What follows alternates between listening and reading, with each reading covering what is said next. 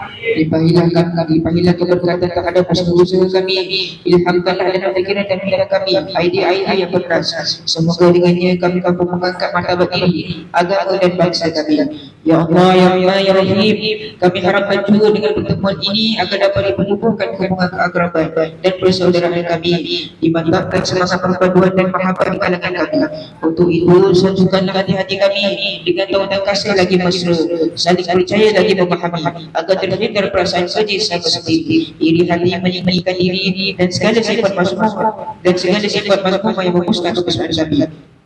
Permudahkanlah bagi kami dan ke arah keamanan dan kedamaian, keharmonian dan kesejahteraan.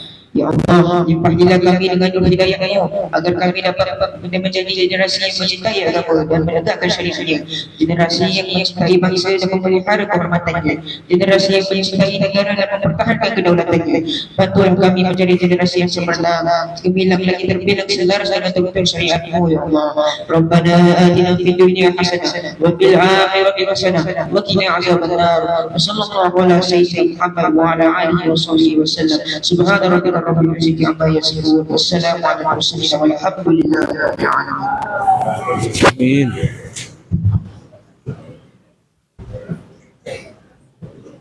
Amin, amin, amin ya rabbal alamin. Majlis merakamkan sendiri berhargaan dan terima kasih kepada Saudara Muhammad Syariah atas bacaan doa itu tadi. Sebelum kita menggunakan bendel ini, saya ingin mengucapkan ribuan terima kasih kepada Sekuat Pengurusan Jenazah Malaysia kerana sudi meluangkan masa bersama kami di SSD Bukit Cangcang yang indah dan mulia ini. Tanpa melengahkan masa lagi, saya memohon kepada semua murid untuk memberikan sepenuh perhatian anda dengan apa yang disampaikan oleh Al-Fadhil Dubat, merupakan ilmu yang sangat penting kepada kita sebagai umat Islam. Dengan ini, saya mempersilakan Al-Fadhil Dubat dan murid bin Zainal Rashid untuk menyampaikan ilmunya pada hari ini. Mic yang double. Suara dah. Speaker dah. Assalamualaikum warahmatullahi wabarakatuh.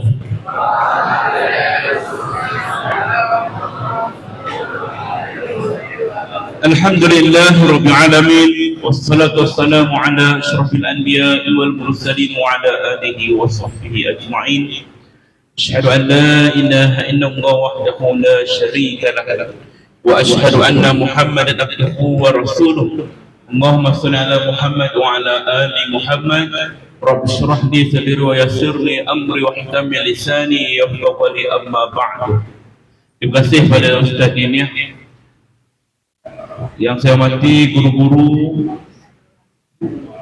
ustaz-ustaz, para pelajar tingkatan 3 Sekolah Menengah Kebangsaan Bukit Canggang, Lantik. Betul? Alhamdulillah. Apa khabar semua, sihat ke? Dengar suara ustaz ni? Dia berdambul sikit supaya awak lebih jelas. Mungkin tak dengar mula-mula, dengar yang dia ikut tu. Okay. Baik. Alhamdulillah, hari ini seperti mana yang telah diaturkan, kita berada dalam satu bengkel yang dinamakan bengkel apa? Pengurusan jenazah. Siapa kat sini yang pernah uruskan jenazah? Cuba angkat tangan. Ada? Siapa yang pernah? Dia ikut atuk dia ke, ayah dia ke? Ada. Yang perempuan? Ada juga. Baik. Dan ramai lagi yang masih belum ada peluang ataupun mungkin tak tahu langsung tentang pengurusan jenazah ni. Dia tak pernah ada pengalaman, tak tahu macam mana rupa dan sebagainya. Baik, pagi ini Ustaz bersama dengan tim daripada Skuad Pengurusan Jenazah Malaysia, SPJM, satu badan NGO peringkat kebangsaan yang mana telah menguruskan banyak jenazah dalam dan juga luar negara, Islam dan juga bukan Islam. Ustaz dipanggil juga kalau ada TikTok, Facebook ada, Instagram ada. Apa lagi tu? Thread. Apa lagi istilah sekarang? Apa lagi? Itu je kan? Ke ada yang baru lagi? Awak boleh tengok nama Ustaz Undertaker. Search balik nanti nampaklah background Ustaz kenapa dipanggil Undertaker. Bukan sebab Chok Slam orang. Belum pernah lagi Chok Slam orang. Tahu Chok Slam? Tak tengok WWE, WWF. Wah, bagus budak suara ni. Baik. Ada bergema sikit suara ni kan. Jadi yang belakang tu kalau tak dengar Ustaz boleh ulang balik ya. Pagi ini kita akan bersama untuk bengkel teori dan juga praktikal, iaitu teori ni Ustaz akan sentuh tentang beberapa topik, iaitu berkaitan dengan pertama, nampak tak belakang? Cuba baca sikit sama-sama. Bagaimana berhadapan dengan orang yang sedang nazak sakaratul maut, bagaimana berhadapan dengan orang yang baru meninggal dunia, urusan dokumentasi berkaitan pengurusan jenazah dan rukun pengurusan jenazah. Ini 4 topik yang kita akan bincang hari ini. Bagaimana berhadapan dengan orang yang nazak? Okey, ini benda ni kita kena tahu sebab apa? Mungkin akan berlaku dan pasti akan berlaku di hadapan kita, orang yang kita sayang dalam keadaan nak meninggal dunia. Maka perkara ini apa yang perlu kita buat? Yang kedua, bagaimana berhadapan dengan orang yang baru meninggal dunia? Baru meninggal, apa kita perlu buat? Apa yang kita perlu sediakan? Apa yang kita perlu prepare dan sebagainya. Yang ketiga, urusan dokumentasi. Nak telefon siapa kalau meninggal? Polis ke? Ambulans ke? Bomba ke? Jepam ke? Apa?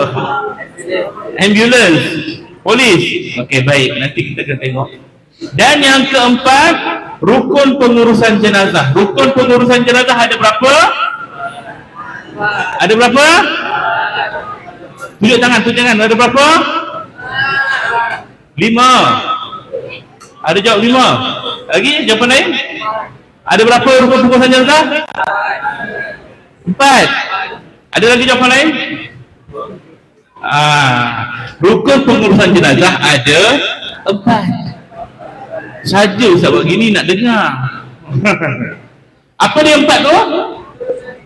Mandi, kafan, solat dan ke bumi. Ini dia. Nanti kita akan terangkan.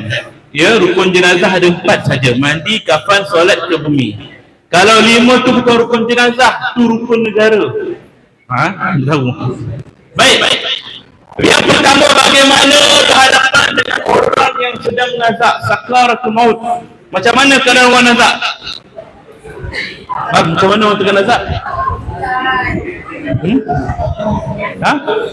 Apa tu? Macam mana orang tengah nazak? Tak boleh bercakap. Okey, betul. Macam mana orang tengah nazak? Awak lah. Awak. Macam mana orang tengah nazak? Orang tengah nazak tu macam mana keadaan dia? Tak boleh. Macam mana? Orang tengah nazak macam mana keadaan dia? Buka lampu dulu lah. Sekarang gelap-gelap sekarang macam dalam kubur pula. Awak macam mana orang tengah nazak? Keadaan macam mana? Sesak nafas. Betul. Tadi kata sesak nafas, tak boleh cakap, semput, gegak. Macam mana orang tengah nazak? Mata pandang atas. Okey, baik. Ada lagi jawapan lain? Orang yang tengah nazak, jawapan yang paling tepat, macam mana keadaan dia?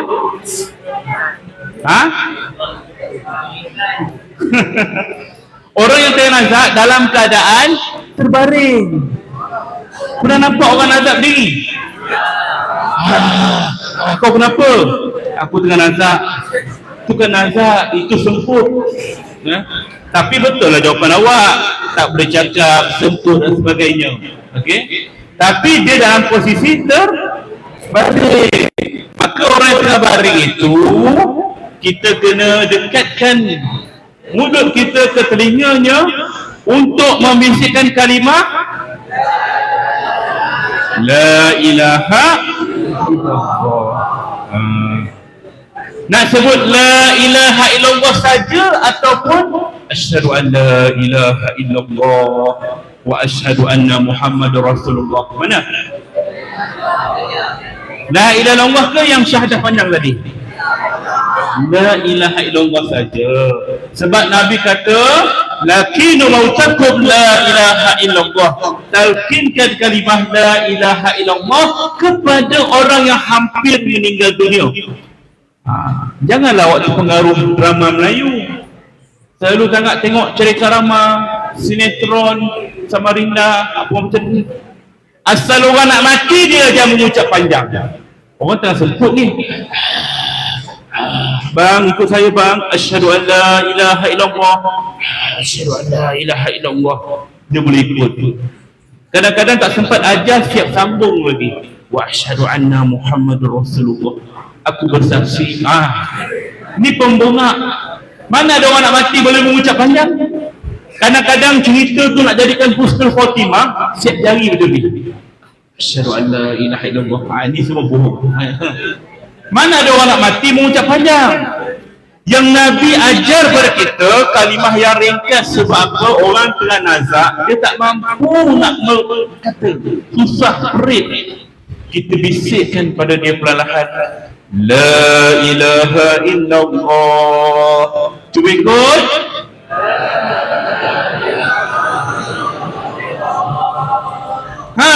Jangan terlalu perlahan sangat, jangan terlalu laju sangat. La ilaha illallah. Itu bang azan. Jangan silap-silap orang tengah nazak tu lopang kita. Cepat sikit. Lambat sangat je. Dan jangan terlalu laju. Abdul zikri falam annahu la ilaha illallah. Ramai-ramai tak boleh. Jangan laju, jangan perlahan. Sederhana. La ilaha illallah. La ilaha illallah. Sehingga dia dapat mengucap walaupun sekali.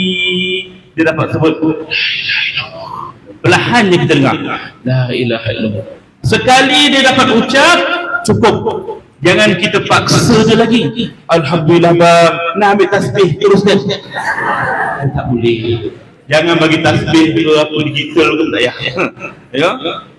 Sebab Nabi sebut man kana akhiru kalamihi la ilaha illallah dakhala al-jannah. Barang siapa akhir kalam dapat sebut kalimah la ilaha illallah, masuklah dia ke dalam syurga. Sebab tu kita kena ajar. Kalau dia tak mampu sebut la ilaha illallah, tak mampu. Nak ajar kalimah apa? Allah. Bisa tak dia? Allah. Dia tengah sakit ni. Sebab awak akan berhadapan dengan pelbagai situasi orang yang nazak. Antaranya, na'udzubillah, tiba-tiba nampak orang jatuh motor, melanggar kereta. Lepas tu dia tengah nazak, kita ajar dia la ilaha illallah, dia tak boleh sebab mulut dia dah penuh dengan darah. Keluar darah kan? Keluar darah. Jadi macam mana kita nak ajar kalimah la ilaha illallah yang panjang tu? Tak mampu dia sebut, maka ajarkan dia kalimah yang ringkas. Sebut Allah, Allah, Allah, sampai dia lagi Allah. Cukup. Biar kalimah terakhir begitu. Termasuk orang yang dalam keadaan dalam ward ICU tu dia pakai pipe kan, masuk mulut. Maka dia tak mampu nak bercakap. Maka itu dia kemampuan dia. Kalau dia tak mampu nak bercakap langsung, Allah pun tak mampu nak cakap. Maksudnya nak cakap perkataan Allah pun tak mampu. Maka kita minta dia bagi isyarat. Bang, kalau dengar saya sebut ni, cuba gerakkan tangan atau cuba kedip mata. Maknanya terima kalimah ini. La ilaha illallah. Tiba-tiba tangan nak gerak. Maknanya dia terima. Cukuplah. La ilaha illallah. Mata dia kulit. Cukup. Maknanya ikut kemampuan dia.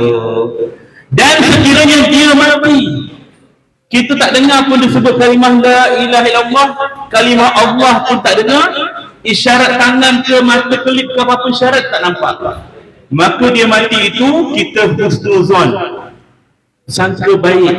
Mungkin dia sebut, cuma kita dia yang tak dengar. Begitulah keadaan dia. Okey, faham? Okey, bagus. Perkara yang kedua, bacakan mana-mana surah dari Al-Quran kepada pesakit. Surah apa yang awak hafal? Awak hafal surah apa? Surah Yasin terus. Al-Fatihah tak hafal? Surah apa kakak hafal? Al-Ikhlas.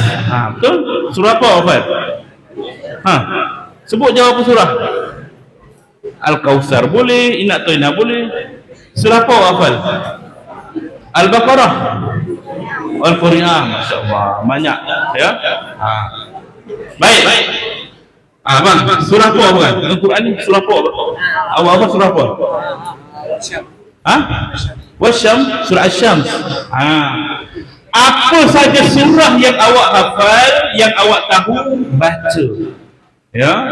Tak semestinya surah Yasin, tak semestinya surah Ar-Ra'd, apa saja surah pun. Kerana Allah sebut, kerana Nabi sebut Al-Quran syifa. Quran itu ialah penawar, penyembuh. Maka bacalah surah apa pun tu. Saya tahu surah Al-Baqarah je. Baca Al-Baqarah. Maknanya ikut kemampuan kita. Okey? Baik. Kenapa nak baca Quran? Apa sebab kita kena baca Quran? Surah apa? Kena baca Quran pada orang sakit tadi. Penawar. Satu penawar untuk dia. Yang kedua, untuk mengelakkan dia daripada gangguan setan, iblis dan sebagainya. Okey. Yang ketiga, tunaikan apa jua hajat dia nak apa? Orang tua sakit nak apa? Nak apa? Main cerita. Orang tua sakit nak apa selalu? Air lagi? Nasihat. Wah, bagi aku nasihat dulu. Bagus dia. Nasihat. Bukan. Orang tengah nazak ni, apa yang dia nak selalu? Apa yang dia harap daripada orang lain?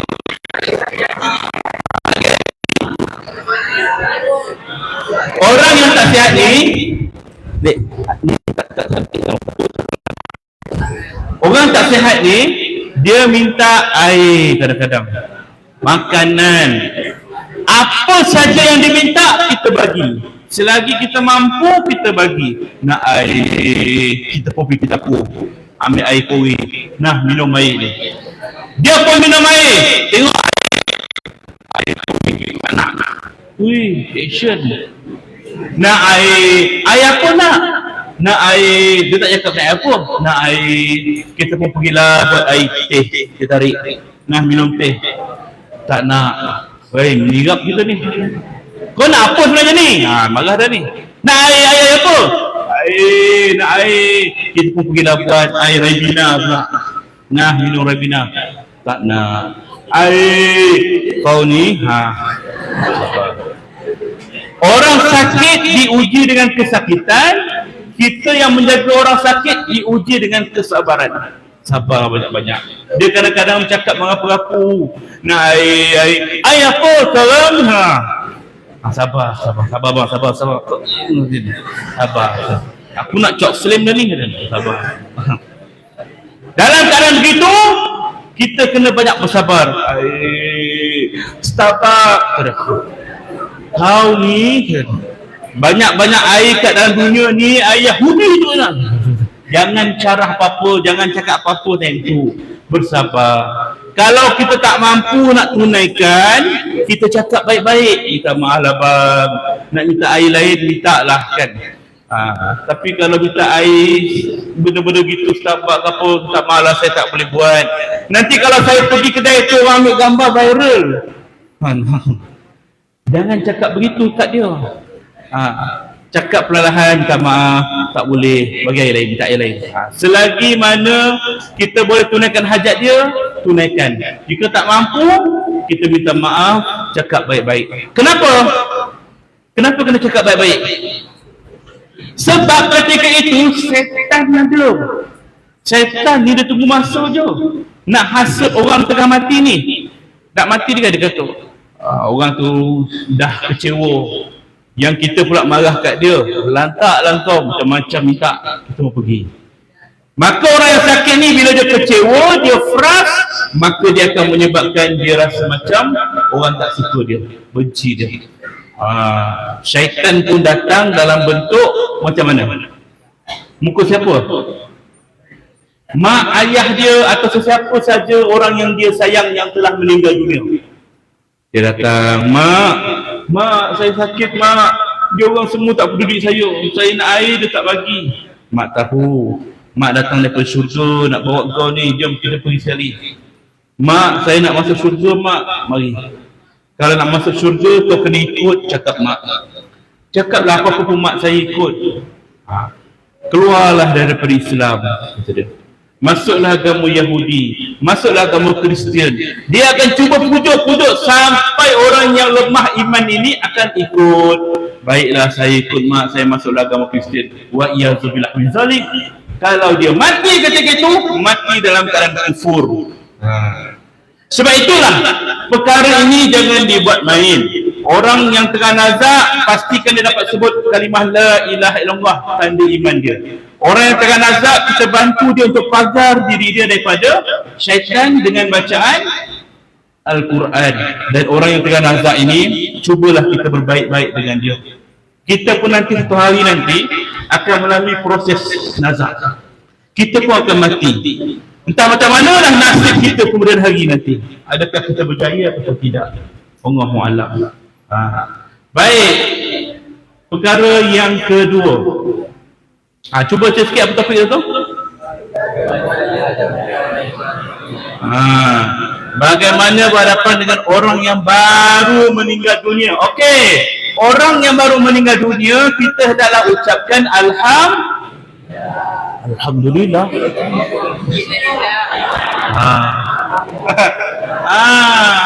Itu nak uji kepekaan. Ya. Dah mati dah. Alhamdulillah. Itu. Orang baru meninggal ucap apa? Inna lillahi wa inna ilaihi raji'un. Ini kalimah istirja atau istirja.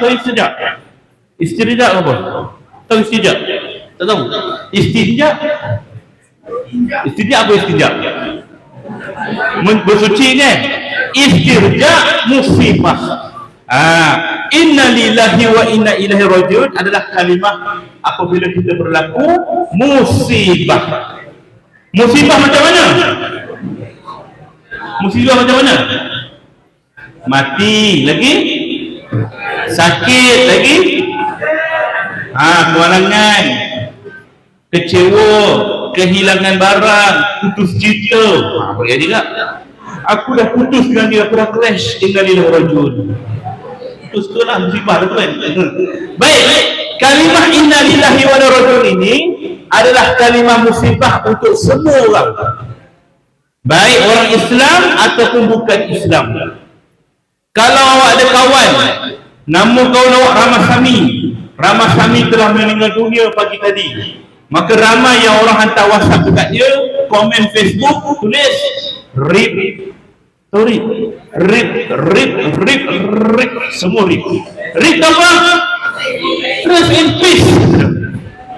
Bersemadilah kau dengan tenang, berehatlah kau dengan aman. Padahal dia bukan Islam. Boleh tak orang Islam doakan pada orang yang kafir yang dah mati? Tak boleh. Jadi rest in peace dalam Islam haram diucapkan pada mereka yang bukan Islam. Tak boleh. Habis kita nak ucap apa? Inna lillahi wa inna ilaihi raji'un. Kenapa tak boleh ucap? Sebab itu adalah kalimah umpama permohonan, doa, rest in peace. Berehatlah kau dengan tenang. Pernah satu ketika dahulu, ketika pakciknya yang tengah nazak. Siapa nama pakcik Nabi yang jaga Nabi? Abu Talib. Ketika Abu Talib dalam keadaan nazak, waktu tu Abu Talib nazak nak meninggal dunia. Nabi ketika itu datang, wahai pakcikku, sebutlah la ilaha illallah. Kalau pakcik sebut kalimah la ilaha illallah, saya akan jamin tempat pakcik dalam syurga nanti, kata Nabi SAW. Ketika itu Abu Jahal pun ada. Dia kata pada Abu Talib, ya Abu Talib, jangan kau ikut cakap Muhammad, kau kena kekal dengan agama nenek moyang kita. Setelah dipujuk, dirayu, akhirnya Abu Talib kata, ya Muhammad, anak saudaraku, aku tetap dengan agama nenek moyang kita. Dan matilah Abu Talib dalam keadaan kufur. Lalu Rasulullah sedih. Sebab apa? Sebab yang mati itu pakcik yang jaga dia daripada kecil, tapi tak sempat nak beriman, tak dapat keselamatan kita dia. Lalu Nabi pun berkata, wahai pakcik, aku berjanji akan sentiasa mendoakan pakcik supaya diampunkan Allah. Dia minta Allah ampunkan pakciknya yang kafir tadi. Lalu turunlah teguran Allah dalam surah At-Taubah ayat 113. Tidak boleh mana-mana Nabi dan orang beriman mendoakan kepada orang musyrik, sekalipun orang musyrik itu kaum keluarganya sendiri, setelah nyata orang musyrik itu tempatnya di neraka. Makanya Nabi kata tak boleh, Allah kata tak boleh doa pada orang yang mati dalam keadaan kufur, musyrik dan sebagainya. Lalu Nabi pun tak mendoakan pakciknya. Maka disitulah kita ambil pelajaran, kita tak boleh doakan pada orang kafir yang mati dalam keadaan kafir. Tak boleh. Ketika dia hidup, kita berdoakan dia, ya Allah bagilah dia hidayah, ya Allah mudahkan urusan dia. Boleh. Tapi boleh tak kita pergi ziarah dia? Boleh kan? Boleh. Pergi jumpa mak dia, nanti saya kawan kelas sama dia. Oh, you kawan kelas sama Ahmed ya? Ya. Thank you datang. Saya mau tengok dia, boleh? Boleh, tengoklah. Kita pun tengok. Okey. Ambil ni, kata dia. Buat macam ini. Kalau dia bagi colok, buat macam ini ya. Jangan buat. Ya, sebab kita boleh ziarah tapi tak boleh buat apa saja upacara keagamaan mereka. Tak boleh ya. Ritual tu tak boleh. Baik. Itu satu perkara. Okey. Yang kedua, orang yang baru meninggal dunia, kita kena tutup mata dia. Bagi dia pelanggan yang bertuah tu. Awak sini. Gua ni. Mari.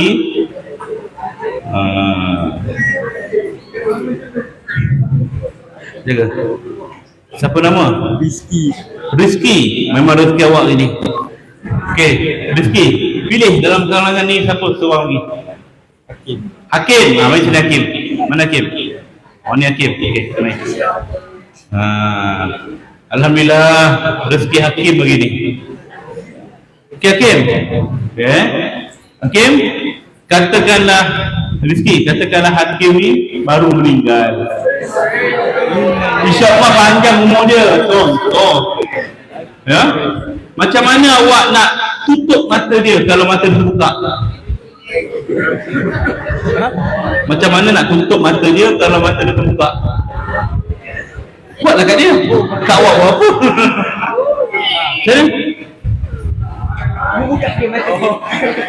Buka lah dulu mata tu.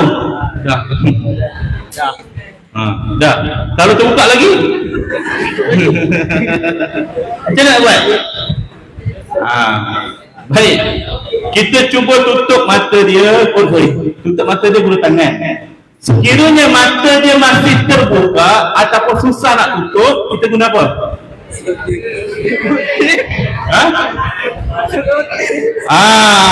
Dia kata guna selotip. Betul. Salah satu kaedah guna selotip.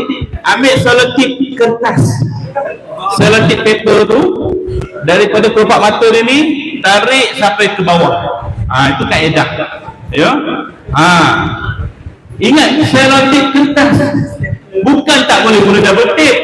Boleh double tape. Tapi double tape tu gam dia kuat. Awak pakai kat dia double tape, senang. Tapi nak buka, tersiat sekali kelopak mata dia. Dia kan tadi guna stapler.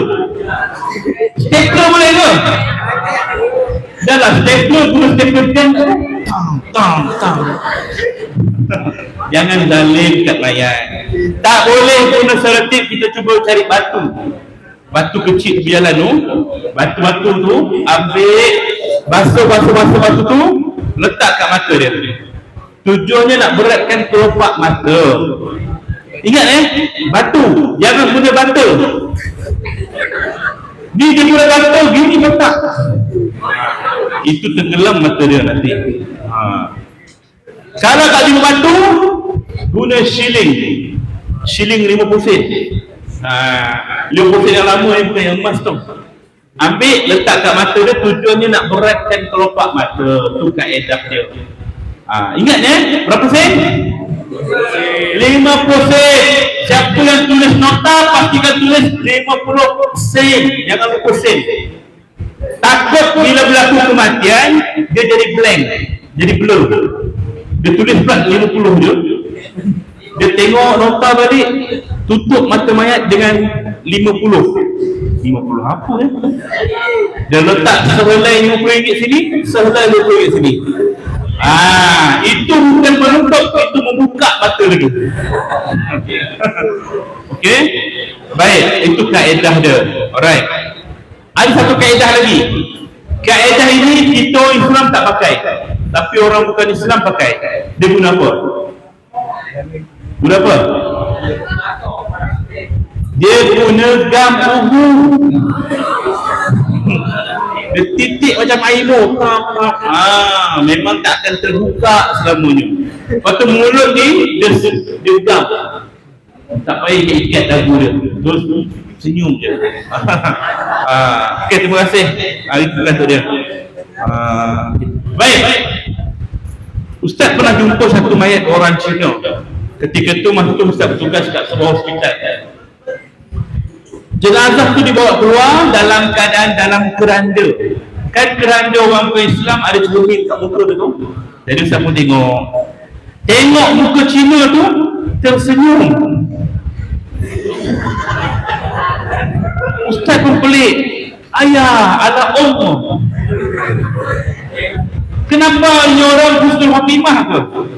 Ingat Husnul Khotimah? Ya, pasal apa mulut senyum? Rupa-rupanya bisa Ustaz pun belajar. Salah satu bidang yang Ustaz ambil ialah Diploma Science in Embalming and Undertaker. Dekat mana? Dekat sebuah college PEURTC di Manila, Filipina. Satu bidang, nama Melayu dia Sains Pengawetan dan Pengurusan Mayat. That's why they call me Ustaz Undertaker. Apa yang dia buat? Masukkan cecair kimia namanya formalin ke dalam badan mayat yang akan mengeraskan badan mayat, dan mulutnya dia gam. Bila ubat dah masuk kat bahagian muka dia, Ustaz tu dia ajar cara nak bentukkan senyuman mayat. Buat macam ni, kata dia. Lepas 5 minit, lepas tangan, tersenyumlah mayat tu. Oh, macam ni rupanya. Kuatlah minyak Khotimah. Rupanya Cina tu diletakkan ubat untuk bagi senyum. Nampak tak? Dia pun nak mayat tersenyum juga. Kan? Bukan kita je nak Husnul Khotimah.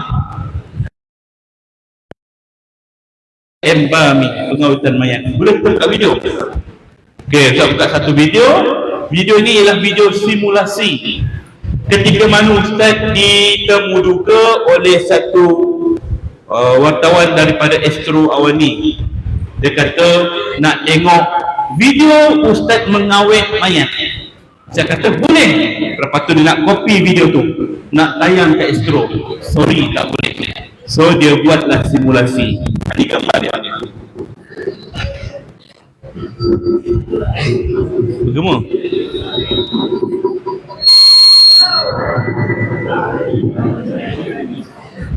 Okey, tengok.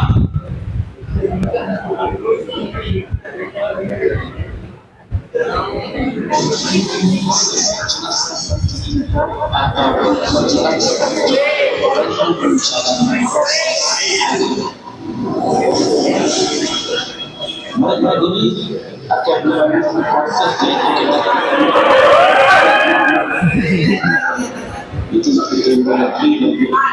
yang mana benar-benar itu kedua Tengok. dimasukkan ke sini yang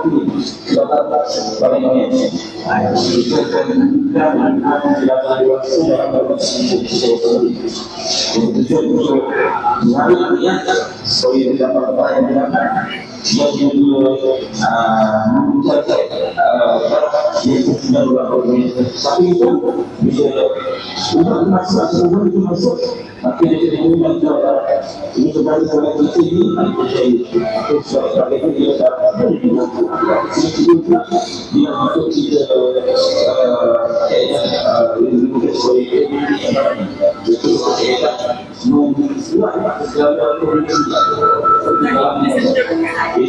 Sedut keluar.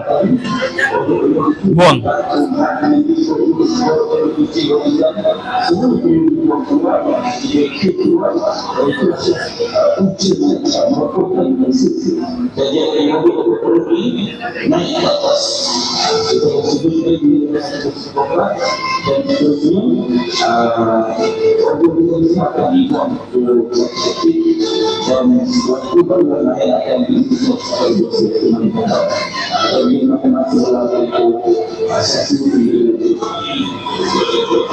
Islam itu sendiri menuntut agar disebutkan urusan jenazah. Hukumnya berbeda. Amal ibadah keduanya menjadi satu haram. Selain dengan syarat Rasulullah SAW, di mana seseorang untuk melihat ini, hampir di situ yang akan berakhir.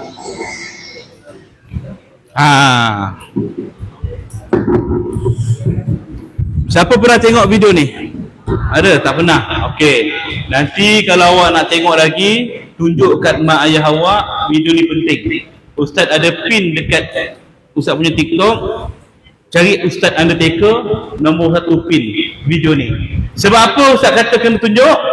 Sebab kita orang Islam bila meninggal dunia, ada tak lalu kaedah ni? Tak perlu kan? Tapi orang bukan Islam, ini kaedah yang biasa diguna pakai.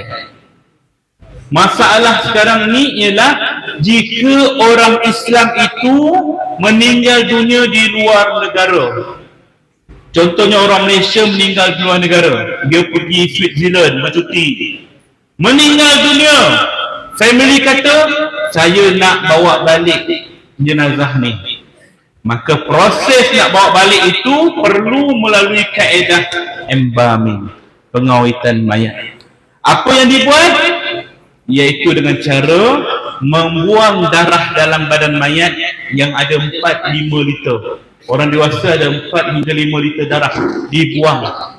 Kemudian dimasukkan pula cecair formalin sebanyak 12 liter ke dalam badan mayat. Melalui apa? Melalui saluran arteri dan vein. Dekat sini dia ambil, dekat bawah hari-hari ni. Sini. Kawasan orang cuci darah dialisis. Sini. Kemudian ubat dah masuk, darah dah keluar, selesai. Kemudian baru perkara yang kedua, besi teroka lebih kurang 1 liter ditebuk dekat satu lubang kat perut mayat, tebuk, dan disambung dengan paip vacuum, maka dia akan rodok perut. Untuk apa? Untuk menghancurkan organ jantung, hati, limpa, usus perut, pelik kecil, buah pinggang, semuanya dihancur dan disedut keluar. Sedut tu guna mesin, bukan Ustaz sedut. Dia sedut keluar, kemudian dibuang. Kenapa? Kerana organ dalaman ni punca mayat cepat busuk. Maka nak bawa balik mayat naik flight, pressure dekat atas tinggi, kuat. Maka mereka perlu riliskan semuanya. Siksa tak mayat. Sebab itulah Nabi sebut, mana meninggal situlah ke bumi. jangan bawa balik mayat. Sama je. Meninggal kat Malaysia, 2 orang juga malaikat muka nakir. Meninggal kat Australia, 2 orang juga malaikat muka nakir. Tak ada kata, kau tanam kat New Zealand, sana sejuk, 1 je mayat, malaikat. Tak ada. Sama je kat mana-mana pun. Okey? Kena faham situ. Baik. Alright. Yang ketiga, orang baru meninggal dunia, sumbat kapas ke dalam 2 lubang hidung dan telinga mayat. Ambil kapas. Ambil kapas, sumbat ke hidung dia, sumbat kat telinga dia. Apa tujuan dia? Untuk mengelakkan binatang masuk, betul? Binatang seperti apa? Anjing, kucing, binatang? Serangga. Kena betul. Serangga macam apa? Lalat, semut, lipas dan sebagainya. Maka dia akan masuk sebab apa? Dia tahu organ dalaman badan mayat ini dah hancur, dah busuk, bukan hancur, dah busuk. Maka dia akan masuk, beratur dekat dinding itu kan, semut berjalan satu-satu, hura-huri kan. So, kalau kita tak blok dengan kapas, dia akan masuk. Jadi kena blok dengan kapas. Dan untuk mengelakkan cecair daripada badan mayat keluar, darah ke apa meleleh kan, maka letak kapas dengan jumlah sekadar yang boleh. Jumlah berapa banyak? Sekadar yang boleh. Kenapa Ustaz kata sekadar yang boleh? Sebab orang kita selalu masuk kapas ke hidung, bukan sekadar yang boleh, selagi boleh. Boleh lagi ni, boleh lagi ni, boleh lagi ni. Kembang hidung mayat tu. Bila nak urus, apa kembang sangat hidung ni? Tarik keluar kapas, la ilaha illallah, sampai tekak ni tu. Jangan zalim kat mayat, okey? Baik, telinga tutup mayat, okey? Baik. Yang keempat, keluarkan gigi palsu dan tutup mulut mayat. Gigi palsu keluarkan, tutup mulut mayat. Siapa pakai gigi palsu? Ada gigi palsu? Mana saya tunjuk tu? Dia ada gigi palsu. Gigi palsu, kalau gigi palsu yang keluar masuk, itu kita keluarkan ketika dia meninggal dunia. Malam-malam atuk awak pakai gigi palsu, dia keluarkan. Masuk dalam cawan ada air. Sukung kan. Pagi-pagi subuh bangun, ambil balik dari cawan tu. Okey. Cucu pun masuk, atuk ni apa? Minum. Berkat hidup cucu tuan. Baik, gigi palsu yang keluar masuk tu kena keluarkan, takut dia terpelat waktu dia baring tu. Okey? Tapi kalau gigi palsu yang dia dah campur apa, dah tanam dalam busi, implant, kan? Kalau begitu jangan cabut, jangan pandai-pandai, minta pelayang, minta sepana, bismillah, cabut. Ya Allah, gigi betul tersilap. Kan? Jangan cabut kalau tak boleh. Termasuk yang pakai besi tu apa? Braces kan? Berpagar gigi dia tu. Jangan pandai-pandai minta screwdriver. Minta screwdriver dia tak kat rumah ni. Kenapa? Ni besi ni kena cabut. Dia punya cungkir berdarah-darah mulut kawan tu. Jangan cabut kalau tak boleh, biarkan sahaja. Siapa yang pakai rambut berwarna, rambut merah, hijau, kuning macam traffic light, dia meninggal. Bila nak mandikan mayat, air tak kena ke rambut. Jadi nak buat macam mana? Botakkan. Ambil mesin tu, botakkan dia. Licin badan muka dia. Jangan buat begitu. Jangan cukur, jangan botakkan, jangan potong rambut dia. Biarkan sahaja. Habis nak buat macam mana? Lalukan air sahaja dengan lemah lembut. Pendek kata, jangan kasar dekat mayat. Lemah lembut je. Okey? Kalau dia pakai apa tu? Kuku-kuku. Yang warna-warna tu apa nama? Q-tag. Betul lah Q-tag? Q-tag. Tak. Asal awak faham. Kalau pakai benda tu, dekat tangan dia ada bintang-bintang, ada colour biru, hijau, colour pink, semua tu kan? Patahkan kuku dia tu. Berdarah tangan dia tu. Jangan buat begitu. Ayo, biarkan sahaja, jangan patahkan, biarkan basuh lembut saja. Kalau badan dia bertatu, ada tatu, bukan tatu chewing gum tu, 20 sen. Tatu yang tampal tu badan tu, gambar naga, gambar rimau, gambar monyet, gambar serigala, semua ada, macam zoo lah. Ataupun dia pakai tatu yang ada gambar salib Christian, I love Jesus tulis. Macam mana nak buat? Mungkin dia dulu sebelum Islam mualaf. Macam mana nak buat? Pertama, awak ambil berus dawai mak awak yang gosok bontot kuali tu, calakan kawasan tu biar tulisan tu hilang. Kedua, kalau tak boleh cara pertama, ambil pisau sagat, siat kulit dia tu, yang pertama tu, siat. Yang ketiga, kalau tak boleh kaedah pertama, kaedah kedua, ambil setrika, letak high volume, panaskan, tekap, naik bau macam stick kan. Tiga-tiga tu haram dibuat. Jangan kita buat benda begitu. Pendek kata, kalau ada tatu, lembut je basuh, biarkan tu bahagian dia. Alright, itu kaedah dia. Baik, keempat, tukarkan pakai jenazah. Pukul 9 dah. Kita lihat pukul berapa? 9 sekali lah. Okey, kejap lagi kita akan sambung perkara yang kelima. Serahkan balik kepada guru awak, InsyaAllah. Tak ada rehat sampai pukul. Boleh habiskan dulu? Okey, baik. Kita habiskan sikit lagi. Awal sangat awak rehat kan? Biasa rehat pukul apa? 8.50. Puasa lagi ni. Okey, yang kelima, tukarkan pakaian jenazah dengan pakaian yang bersih dan mudah tanggal. Ni Ustaz lupa nak sebut. Keluarkan gigi pasaran, tutup mulut jenazah kan? Ni nampak ni, diikat kepala mayat tu dengan kain untuk tutup mulut mayat. Ini namanya ikatan pocong. Awak panggil hantu pocong, asalnya ikatan tu. Ikatan pocong. Okey, yang kelima, tukar pakaian jenazah dengan pakaian bersih dan mudah tanggal. Pakaian jenazah buka, baru meninggal buka. Sebab apa? Sebab apa kita kena buka? Sebab apa? Sebab dia baru meninggal, badan dia lembut.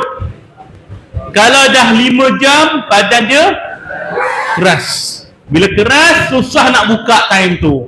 Terpaksa bunting. Sayanglah, baju tu elok lagi, boleh pakai balik, boleh jual kat bandar kan.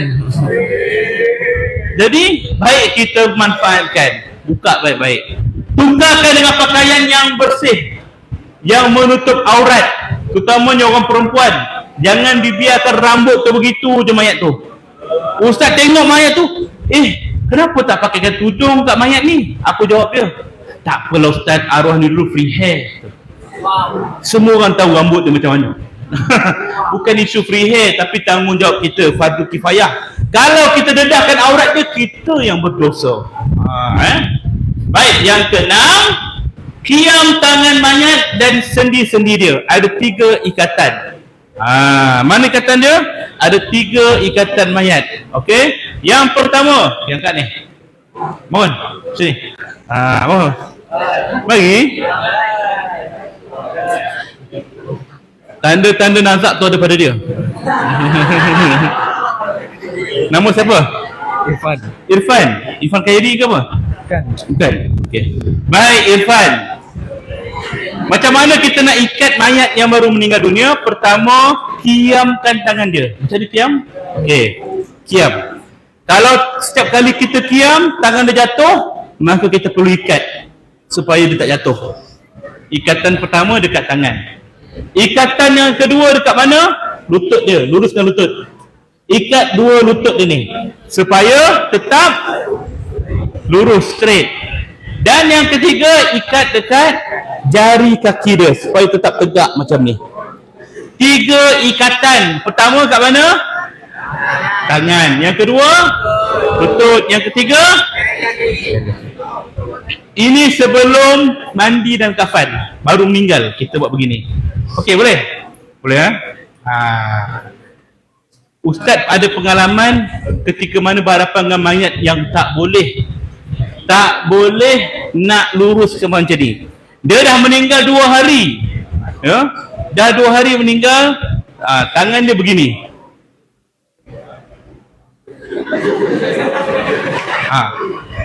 Nak bawa turun tak boleh, dah keren. Habis buat macam mana? Terpaksa uruskan macam tu. Mandikan dalam keadaan tangan begini, kapan pun tangan begini. Tak ada masalah waktu mandi. Waktu kafan tu, cuba tangan tadi. Waktu kafan, kain kat tangan ni besar, kat muka kepala ni besar sikit, dia kembang. Kan? Tangan kepala jadi sini kan. Okey, tak apa, kita boleh adjust. Masalahnya jiran dia datang makcik seorang tu, apa kembang kepala budak ni?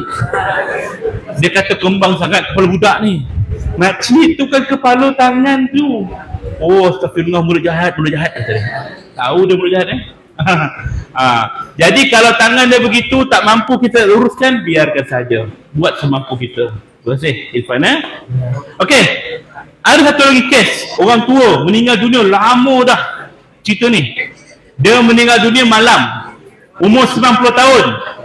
Anak dia lelaki 4 orang, besar-besar dah. Dia meninggal pagi tu panggil ustaz untuk uruskan jenazah.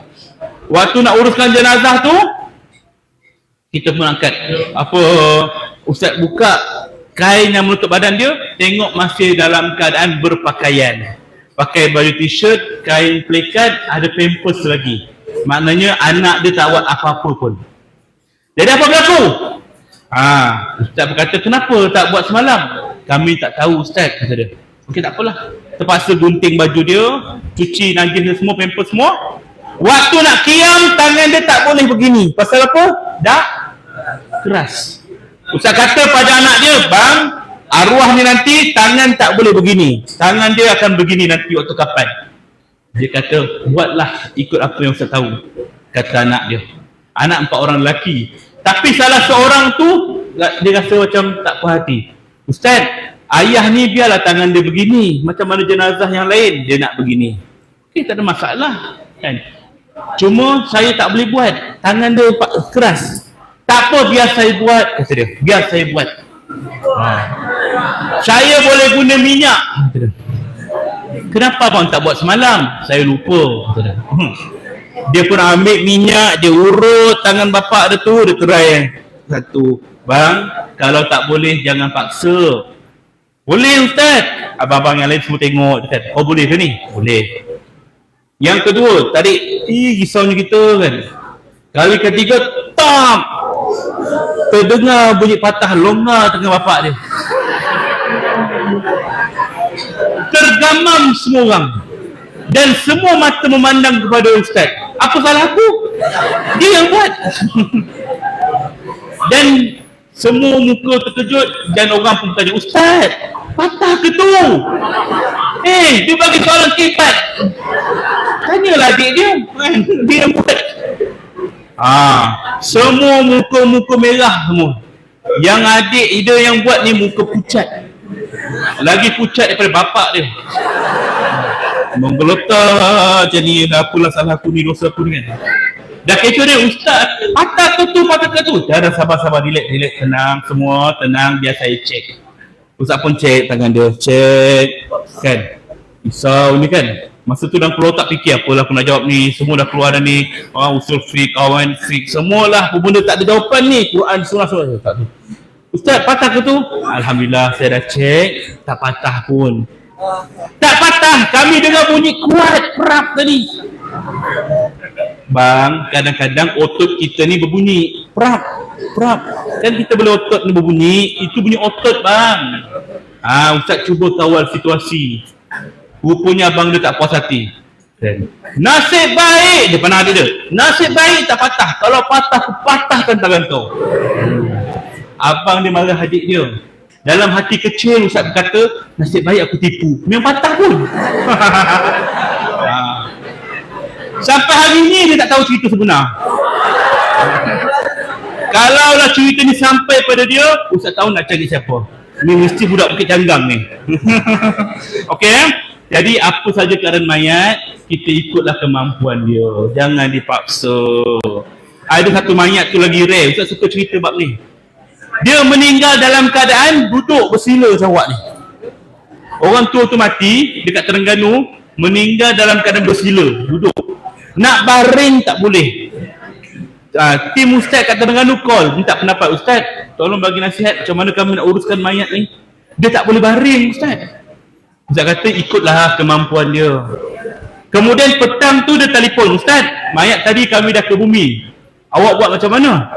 Kami ikut cakap ustaz, ikut kemampuan. Macam mana? Kami mandikan mayat tu dalam keadaan dia bersila. Tak ada masalah, boleh selesai. Kami kafankan mayat-mayat tu dalam keadaan bersila. Selesai. Cabaran kami waktu bila? Waktu kami nak solat jenazah, dia bersila depan kami. Menggigil kawan tu. Allah. Terpaksa pusing menghadap tempat lain. Nak kata bahawa setiap mayat-mayat yang kita akan jumpa kalau terlibat dalam pengurusan mayat, dia tak sama macam dalam biasa. Lurus, tegak. Boleh jadi awak akan berjumpa dengan pelbagai jenis mayat. Mungkinlah dalam kalangan jiran-jiran, kawan-kawan meninggal 3 hari dah busuk, dah mereput, bau ulat dan sebagainya. Jangan kita rasa takut dan geli, sebab dia pernah hidup dengan kita. Yang kedua, dia tak pernah minta pun dia minta mati macam tu. Tak ada pun. Jadi itu takdir dia. Kita sebagai orang yang hidup, orang yang kita rapat dengan dia, maka uruskanlah jenazah tu dengan baik. Tahanlah sikit bau busuk tu. Ya. Jangan nak pergi tengok mayat tu. Tahan, jagalah maruah keluarga yang lain. Okey, faham ya? Baik, yang ketujuh, letakkan satu benda sederhana berat di perut mayat. Apa orang letak kat perut? Gunting, batu. Gunting tu logam. Letak kat perut, batu. Kasut. Tujuannya untuk memberatkan perut mayat supaya tak kembung masuk angin. Maka letakkan benda sederhana berat. Apa sahaja barang pun boleh kecuali yang sederhana berat. Jangan letak LCD, laptop, jangan. Buku Yasin, Quran, tabur mayat, jangan letak. Bukan tempat dia. Okey? Letak benda yang barang-barang yang logik lah. Okey, yang ke-8, gunakan wangi-wangian untuk menutup bau mayat. Dulu orang bakar kemenyan. Tahu kemenyan? Dulu, sekarang jarang dah nampak. Okay? Sekarang mungkin orang bakar bukhor Arab tu kan, atau setanggi mungkin, ataupun dia sembuh MB Pure kan, spray 5 minit sekali. Apa saja kaedah, tujuannya untuk menutup bau mayat. Itu kaedah mewangikan. Okey, baik, selesai. Kita ambil last sekali. Urusan dokumentasi berkaitan pengurusan mayat. Setiap perkara yang berkaitan pengurusan jenazah perlu didaftarkan sebelum diuruskan. Okey, pertama, kita kena dapatkan surat mati. Kalau keluarga kita meninggal, pergi kat balai polis untuk dapatkan surat mati. Kalau meninggal dekat hospital, minta ke hospital untuk keluarkan surat. Okey, suratnya apa? Okey. Pertama, kalau meninggal dekat rumah, ingat first, kalau ada kematian berlaku di rumah atau kat kawasan mana yang awak tahu, kat rumah ke jalan ke mana ke, telefon siapa? 999, panggilan kecemasan untuk semua agensi. Maka dia akan bertanya, ya cik, ada apa masalah? Saya nak bagi tahu kat rumah saya, kawan saya ni sesak nafas, dia dah meninggal. Dah meninggal dah? Dah. Okey, ambulans pun datang. Ambulans datang, dia cek kalau betul orang tu dah meninggal, dia akan keluarkan surat mengesahkan bahawa orang ni dah mati. Tapi kalau orang tu masih hidup, dia akan angkat bawa ke hospital bagi bantuan kecemasan.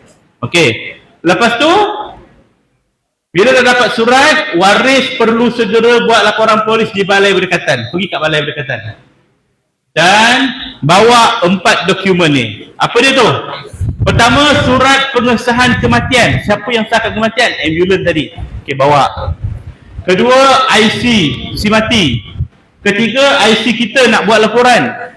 Yang keempat, kalau dia ada rekod-rekod perubatan, mak kita ada rekod perubatan ke hospital, bawa. Mak selalu follow up kecil manis ke hospital, bawa. Sebab apa? Ini penting untuk rujukan polis. Tanya kat mak, ayah, mak selalu pergi hospital kan, simpan kat mana file tu? Tanya. Supaya emergency kita boleh tahu nak cari mana. Alright? Dan akan keluarlah surat begini. Ini contoh surat. Okay? Surat daftar kematian nama dia. Bila dah keluar surat ni, baru mayat itu boleh diuruskan. Itu cara dia, mudah je. Okey? Baik, surat ini terpakai dalam tempoh 7 hari saja. Maknanya dalam tempoh 7 hari dari orang tu meninggal, kita kena serahkan surat ini kepada JPN, Jabatan Pendaftaran Negara. Untuk apa? Untuk ditukarkan kepada sijil kematian. Kena ingat ni surat mati. Sijil kematian dapatkan dekat JPN. Alright? Okay, clear. Baik. Habis setakat tu. Ada soalan setakat ni? Alhamdulillah. Kita akan berhenti rehat sekejap. Lepas ni kita sambung untuk praktikal. Alhamdulillah.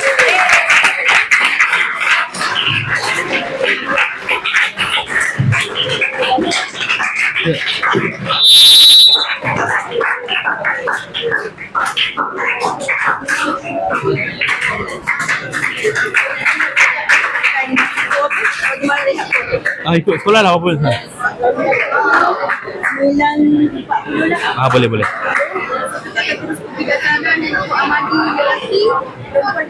Boleh, insyaAllah. Lepas tu dalam pukul 10.30 pukul balik. Assalamualaikum warahmatullahi wabarakatuh.